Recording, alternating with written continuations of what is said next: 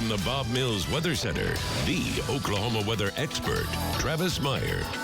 All right, I don't know about you, but I'm ready to give this rain back to August, where we'll need it badly because everything is seeping wet across most of the area. Some folks southeast have not picked up a whole lot of rain. Additional rains are starting to show up across portions of Creek County. We've had a few bands, and then, as you can see, heavier bands that are in the orange and yellow colors. That's moving straight north, so we'll get some more of that rain. It'll weaken as it moves north because it's running into more stable air, but it's still a lot of water that's going to be moving across the area tonight into tomorrow.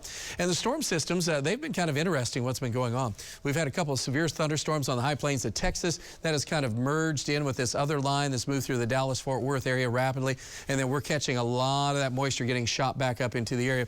During the course of the afternoon, though, we did have a couple of land spouts, and in fact, as you look at them, you say, well, that's a tornado.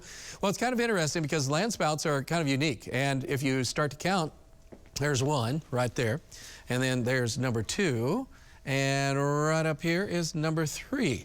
And what that is really more based on what's the air is getting pulled up, but it's not an actual tornado. More of the types of land spouts are associated with just air that's near the surface and just starts to get pulled up into a thunderstorm, as opposed to a thunderstorm with a tornadic type of circulation that literally has the tornado and more of the energy up above. So it's kind of unique to see that. There were 3 of them all in a row. So again, that was called a land spout. All right, so we have the rain moving up. There's not land spouts coming up now. There's just some rain, and so that's good. And we've had a targeted zone of rain. Now, this is the last 24 hours. It's not a full 48 hours, but it still shows what's happened, and it's really taken the whole state. And you go out west, and instead of bone dry, they've got something to settle dust for a little bit. In fact, first time in 269 days that there's been more than a 1/4 inch of rain in one day. And that's out at Kenton. And so it topped out, I think, right around 1.5 inches. And there's still a slight chance of a few more additional showers. But tonight, flash flood watch is more in central Oklahoma. That's where a better chance of some of the heavier rains are going to be confined. Bird Creek has come up a little bit, not too bad. It is going to be a minor flood stage across most areas, so that'll be full and overfull.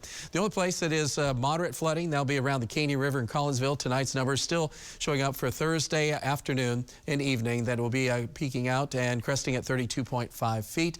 And then dropping below flood stage Saturday morning. Area lakes are on the rise if you're north and west. We're up to 13 feet at Keystone. It was at 10. And then also Skatook has gone up about 2.5 feet. And then Oologah has gone up over 2 feet. So again, those are some of the reasons why, because there's so much rain there. To the east, we've seen just a little rise, but not much. And if things work out, it's not going to be too bad this weekend. Obviously, the lakes are excessively full, but they're not over the top full.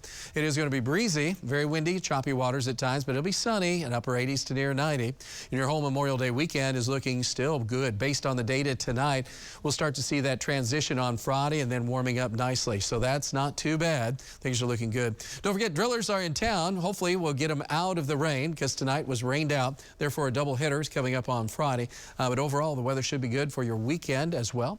Right now, it is still cloudy and light rain trying to move back across the metro. We're sitting at 64, 93% humidity, dew point is 62, so a lot of moisture hanging around. Most of the rain, again, in the southeast half of the state. But what's interesting is that's going to spin around.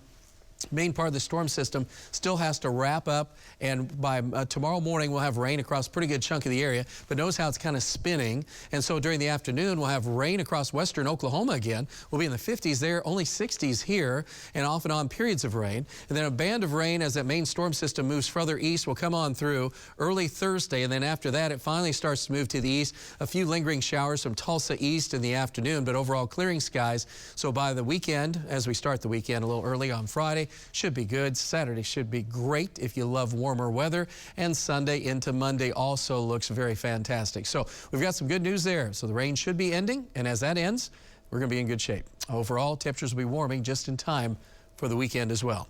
All right, forecast tonight. Still lingering areas of rain. Could be a little rumble of thunder, especially if you're in southern parts of our viewing area. 60 as we look at tomorrow morning. Not too bad. Some areas of rain, and then still a few areas of scattered showers at noon. Extend the forecast out, and here's our gorgeous weather Friday, Saturday, Sunday, Memorial Day, Monday. And even Tuesday looks pretty good. Next week, really not bad. Maybe a few isolated storms. But overall, that's better. We just have to get through the next 48 hours. Now it is time for sports. And John.